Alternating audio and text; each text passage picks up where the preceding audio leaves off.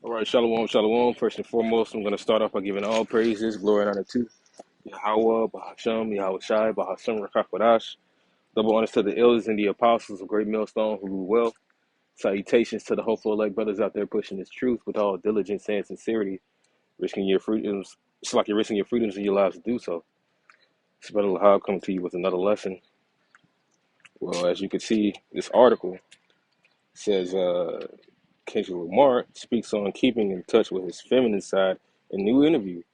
At first, I was all new. All I knew was masculinity, and I always kept that wall up because of my pops. But the more I develop, I guess they meant to say develop, develop deep, delve deep. Oh, it's lucky. I read it wrong. The more I delve deep into my music, and the more expressive I get with myself, you know, you can go find it. But this man was, he was claiming to be an Israelite, but you talking about being feminine, man, in which hey, the best breakdown for that is as far as hey, it's not about always being tough. I don't know if that's what he meant to say, but this I mean, this dude sold out, man. All right, there's no such thing as having a man having a feminine side. All right, you can always not be aggressive. Really, true masculinity is what you understand that you don't always have to be aggressive in every situation. That's also mental toughness. You know, when you hold back on certain emotions, it doesn't mean that you don't you don't put your foot down and you don't assert yourself. You know, but hey, masculinity really can't be copied. It can't be imitated. The only way you can duplicate masculinity is with masculinity, which ultimately comes from the scriptures, man. All right. The Lord, he said that He's going to require that we be men. All right. That we be ready for the toughness. You be ready for the give and the take, man. All right. But no, there's no such thing as a man having a feminine side. Feminine is for a female, you know, whereas masculinity is for a male, you know. And the toxicity is trying to put the opposite into the other, and it's just not so. All right. But this is Isaiah chapter 46 and verse 8. It says, remember this and show yourselves men, bring it again to mind, O ye transgressors. All right. So hey, that's the type of man that the Lord is dealing with. He's not dealing with a feminine man. All right. It even says to you, let me get there real quick.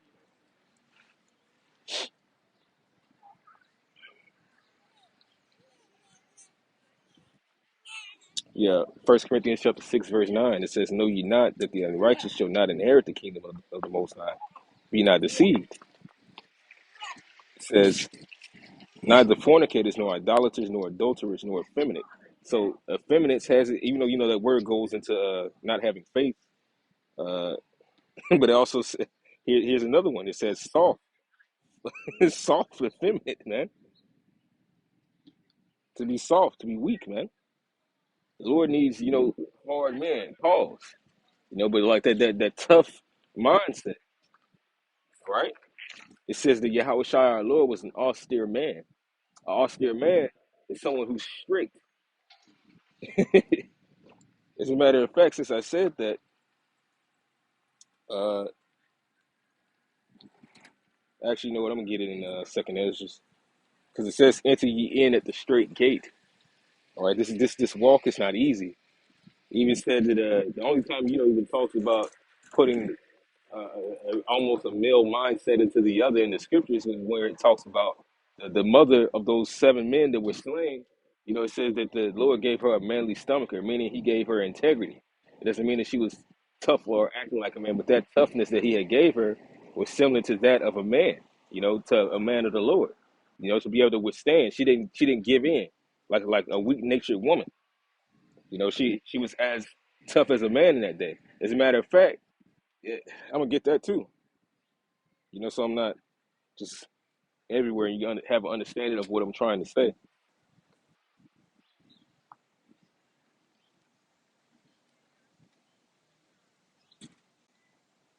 Yeah, this is Second Ezra chapter 7, verse 3. It says, "And I said, speak on my God. Then said he unto me, The sea is set in a wide place that it might be deep and great, and put the case the entrance were narrow and like a river, who then can go into the sea to look upon it and to rule it? If he went not through the narrow, how could he come into the broad? There is also another thing: a city is builded and set upon a broad field and full of all good things. The entrance thereof is narrow and is set in a dangerous place to fall, like as if it were fire on the right hand and on the left a deep water. So the strict and toughness of the scriptures is there, man. It calls it the bitterness of the scriptures, man. You know, it's a bitterness that only men of the Lord can overcome. You're not going to be effeminate thinking about it, man. All right? You have to be built up in this. It says, uh, uh, and only one path between them both, even between the fire and the water, is so small that there could but one man go there at once. Because there's an order in this, you know, according to election. You know, starting with Yahweh Shai on down to the rest of the his elect.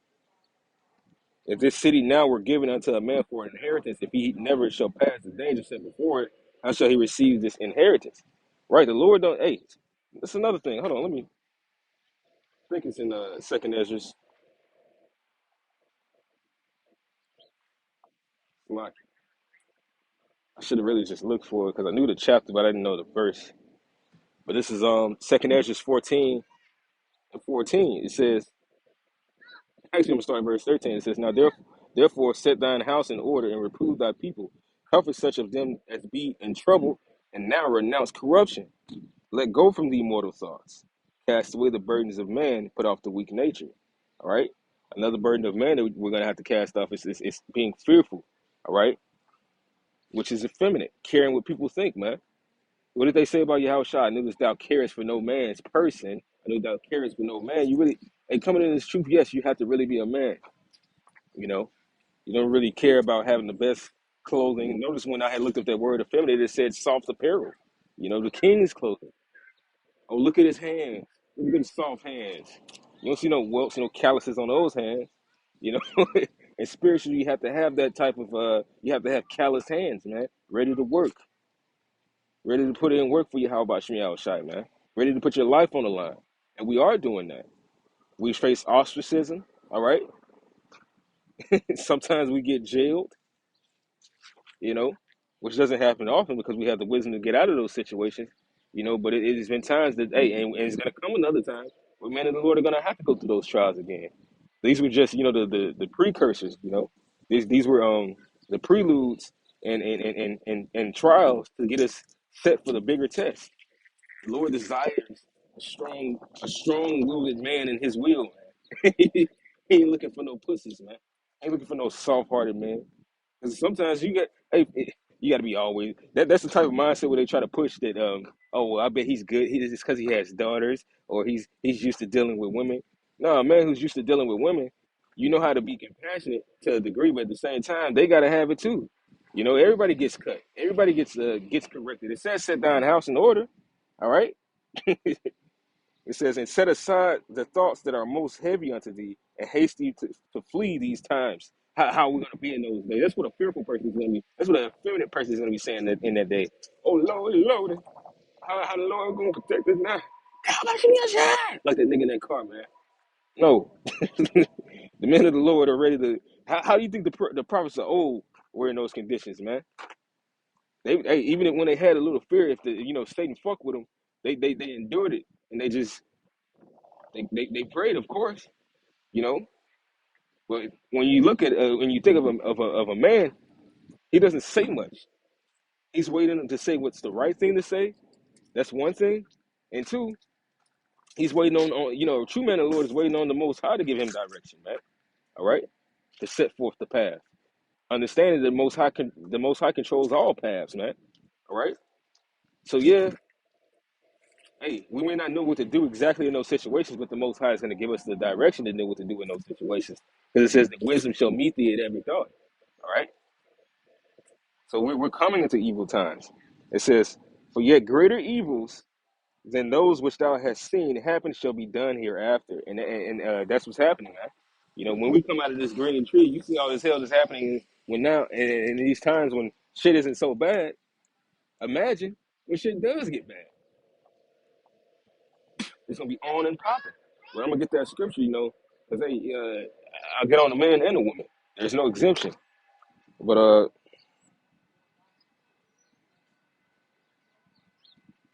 gonna just because for time's sake, Second Ezra chapter 7 verse 20. But the mother was marvelous above all and worthy of honorable memory. Why? Because she kept her integrity. She kept the ways of the Lord until the end. Which is not like most women. That's why she's written, and she's gonna come back and be delivered. She's a part of that election. She was really willing to suffer torment for the ways of Yahweh Shemi Shai, for Yahweh Shemi Shai. It says, for when she saw her 7 sons slain with the space of one day, she bare it with a good courage because of the hope that she had in the Lord. Yeah, some women, they're proud their children go to college. She was proud of her children for suffering for Yahweh Shai to death. And the other nigga woman would have been like, nah, baby, just eat the pork. Just eat the pork and it'll be okay. It ain't no big deal. Why you making such a big deal, Harris? Goddamn. No, this woman, she held her integrity, man. But it says, in verse 21, yet she exhorted every one of them in her own language, filled with the courageous spirits and stirring up her womanish thoughts with a manly stomach. And she said unto them, I cannot, well, that's pretty much it. Appreciate it.